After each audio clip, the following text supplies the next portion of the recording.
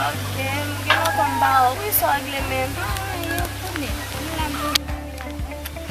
Son menajou ye. Ake menajou nan la fisya yo men.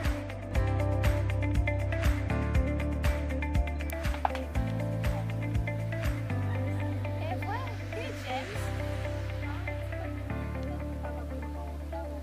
Ket, ou kwa se James mwen konet la?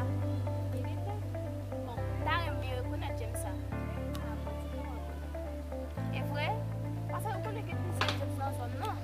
Ta rem li rekonet James sa. Kom ta rekonet James sa.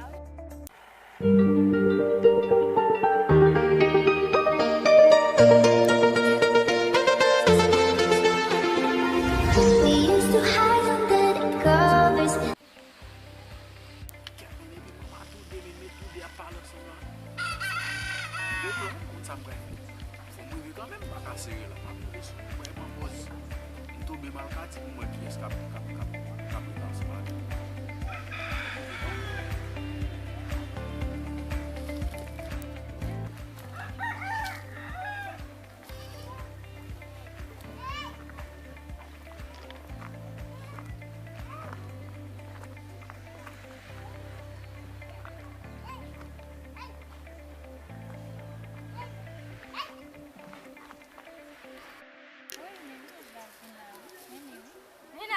Menajman li yo, wiswa sa? Ça c'est ménage, monsieur. Non, sa e menajman li. Non, ménage. Non, menajman, debi ki lote wè. Debi ki lote ménage, wè ma ouais. fè. Vò ka fòm da kitel pou Oui, ménage menajman préféré, li. ménage Menajman li préféré. e baz, pa vin ti man Oui, la ménage menajman préféré, li. chérie. Ah, Ménage comme tu es menajman la fè sti.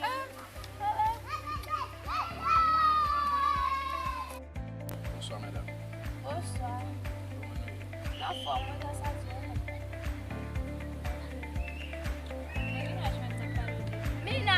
Menajman li yo, wiswa sa?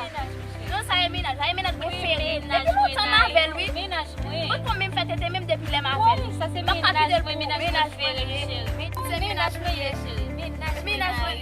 ménage. Non, ya menajman li. Madame, ça fait tout ça, là. Bah, ça va. Bon, mwen se sa, mwen kon zavel li vina pala avem, pou nan li pou sa se ou e menaj ou ye. Mwen men mwen konnen se menaj preféré ou ye, ou te di ko sa, ou pa di menaj. Koman fè demanjel sa di ko sa se Bah, menaj ça va. ou ye? Bah, ça va. Koman mwen bay sa vat la? Woy, e pa te di an toume, an ale kitel. Men toume salte gen al, pat malade, ou pa pale kitel, an ale. Mwen men male papa, ba se la polis vina ya di se mwen kuyel, male papa.